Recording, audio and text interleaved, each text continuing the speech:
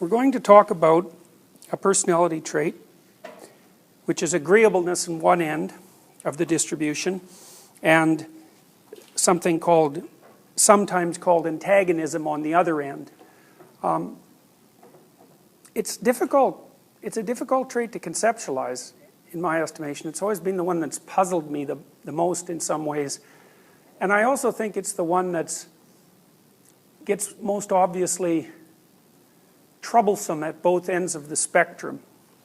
So, extremely agreeable people are empathetic and compassionate and compliant. But the downside of that is that they are not that good at standing up for themselves, and so they're often manipulated and pushed around. For example, they're not as good at negotiating for their own salaries. And that's something we'll discuss in a little bit. And my experience clinically has been that agreeable people, the consequence of their compliance is that they tend to be resentful. Because just because you're agreeable and compliant doesn't mean that at some level of your psyche, you're not interested in a fair deal. And if you're not particularly good at negotiating for yourself, especially in the presence of disagreeable or antagonistic people, then you're going to be left with the short end of the stick. I think the typical complaint of someone who's very agreeable is, I do so much for other people and they seem to do so little for me. And so if you feel that way, there's a reasonable probability that you're agreeable. There's some probability that you're too agreeable, and maybe you should stop being so easy to get along with. And that's one possibility. On the other end of the distribution, the antagonistic end, well, if you're antagonistic enough, you end up in prison. It's the best personality predictor of antisocial behavior, and seems to be associated with sort of cold-blooded aggression rather than the reactive form, which would be more characteristic of negative emotion, neuroticism. So, and I think that people who are lower in agreeableness or higher antagonism are probably predatory. Now, human beings are predators, and we have been for a huge swath of our evolutionary history, maybe for all of it, maybe not when we were one-celled animals, but for a huge chunk of it. And during that time, our capacity to be predators has definitely been key to our survival. Women aren't after resources. That's wrong. They're after the factors that predict resources.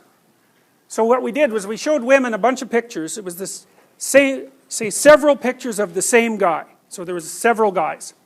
And each guy was in 4 conditions. The photo of each guy was in 4 conditions. Same photo, right? So one guy was poor and stupid, poor and useless. One guy was rich and useless. One guy was rich and useful, and one guy was poor and useful. So the rich, useless guy had won a lottery, and it paid out like $4,000 a month for the rest of his life. So no matter how useless he was, he couldn't squander all of it. He had resources, right? The poor, useless guy, well, we don't even have to define that. Everybody understands that. The rich, useful guy, well, that's easy to understand. The poor, useful guy worked for a non-governmental agency. It was a charity, in a charitable organization. And so he had high occupational status but low income, and that wasn't likely to change. So then we asked women to rate these men on a bunch of different attributes, including personality, but also on dateability, basically, and also on probability of considering a long-term relationship with someone like this. And wealth had no main effect. The only effect was usefulness. So the poor useful guy and the rich useful guy were attractive, more attractive to the women than the 2 useless guys, regardless of their socioeconomic status. And the women judged the useful guys as higher in openness and conscientiousness, which was pretty smart because openness is basically intelligence and conscientiousness is hard work, and those are the best predictor of socioeconomic success. So, yay women, good work. Any other questions? So what do men look for in women? Like just appearance? No, it's not exactly appearance, it's more like signs of health. And that's associated, and it isn't even that the things that have made women attractive to men across time are the things that are associated with health and therefore reproductive capacity. So for example, waist to hip ratio is a marker. 0.68 seems to be about ideal. Why? Well, it turns out that women who have a higher, I can't figure it out at the moment, more waist than hips are more likely to die, for example, of cardiovascular disease. It's an unhealthy distribution of body fat for women. And so that seems to be a negative fitness marker. And then symmetry, for example. I mean, women like symmetrical men too, don't get me wrong. But men are more attracted, say, to physical health than women. One of the markers for physical health is also symmetry, and that's associated with beauty. Clear skin, all these things are associated with health and youthfulness. Yeah, and that's pretty much that. Female criteria, all respondents, correlation between socioeconomic status and frequency of simultaneous partners. For men it was 0.49, that's a big correlation. For women it was 0.04, that's zero fundamentally. So the correlation between male socioeconomic status and frequency of simultaneous partners is 0.5. It's a huge effect. For women it's zero. Now that's a big difference. So, you know, one of the things you might ask yourself too, I don't know if this is a reasonable thing to ask or not, but I've always thought that the hard people to explain are the people who are hyperachievers. You know, the ones who are way out on the Pareto distribution. And there aren't very many of them, and they're usually men. You know, so if you look at the median number of publications, for example, that a female academic makes and a male academic, they're pretty much the same. But the mean for men is higher, and that's all driven by a small subset of men who are way the hell out in the Pareto distribution. Now you might ask, well, why is that? Well, it's simple. If you want to be way out on the Pareto distribution, so you're in the top, say, 1% of performers, or even 1/10 of 1% of performers, what do you have to do? Well, first, having an IQ of like 145 or above, that's really helpful.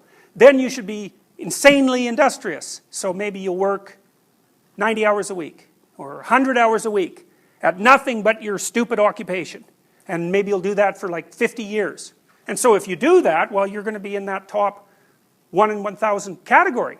Well, the issue isn't why there are so few women in that category. The issue is, why are there any men at all in that category? Right? Because it's an insane lifestyle in many ways.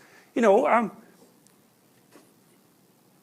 it means that there isn't much left there for the rest of your life. You're hyper-concentrating on a single thing. Now, why would men do that? Well, here's a hypothesis.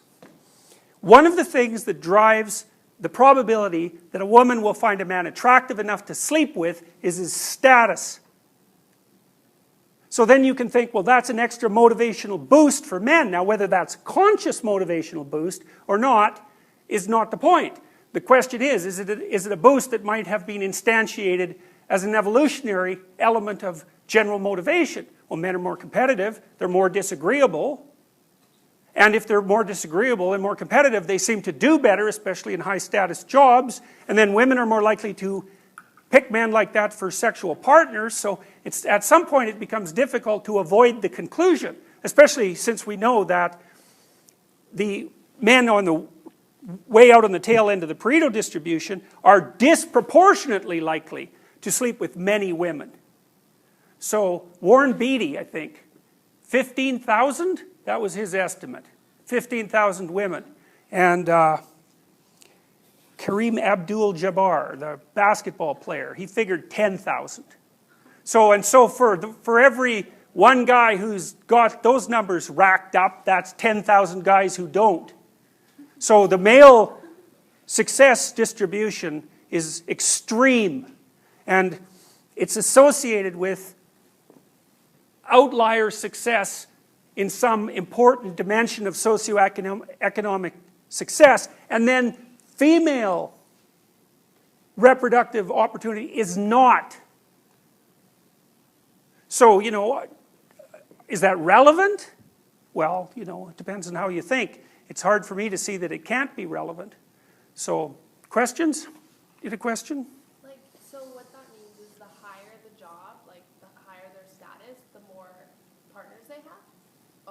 Yep, yep, absolutely. And like this is a single study, but this data is common. Now, there's some interesting correlates of this. So, for example, you might say, why are males much more likely to engage in homicide? And Daly and Wilson figured this out a long while back, and what they showed was a very, very cool study. They took the level of income inequality in each county in the US and in Canada, and then they correlated that with the homicide rate. And what they found was that the higher the rate of inequality, so the more people at the bottom and the fewer people at the top, the higher the male homicide rate. And the correlation was 0.8, something like that, 0.85. It was like, it's the whole reason. So what happens is that when the competition between men gets intense because hardly anyone can win, then males start to kill each other. Now, Martin and Daly also tried to figure out if that was a good idea, so they studied Chicago. And what they found was, well, most male-on-male homicides are young men, and a lot of them, they're within race, and they're often in dominance disputes. It's like, you know, maybe it's a gang thing. And it's like, well, you shoot me or I'll shoot you. It's like who's victim and who's perpetrator is not that obvious. So what happens in Chicago? Well, typically, the charge is plea bargained down to self-defense. Then, no one's willing to testify against the guy because, well, after all, he just shot someone. And then he's in prison for 2 years because that's the sentence. And then he's out in 18 months if he behaves reasonably well. So then he's killed someone and he's back on the street. And guess what? His status has increased substantially. So you can think about it as a socioeconomic / sexual decision. And we also know that as economic disparity grows, the social stability decreases. And the reason for that seems to be, well, mostly seems to be male-on-male aggression. And so what I think probably happens is that if there's a fair bit of chance for men to climb the ladder, then only the most disagreeable of them become violent. But as you crank down on the opportunities so that the competition gets more and more intense, the level of disagreeableness that it takes in order to catalyze aggression the level of disagreeableness that it takes to catalyze aggression starts to decrease. Until, if it gets so intense that there's no possibility for status, then the whole bloody society is going to flip over. Because the guys at the bottom, who are like all the guys, are going to decide that this is a stupid game and they'd rather flip the board over and, you know, set the markers to 0 and see how they come up in the new society. So it's possible that one of the things that motivates revolutions in human society is excessive inequality. And the reason that that's a problem is because it's so tightly linked to male reproductive opportunity. So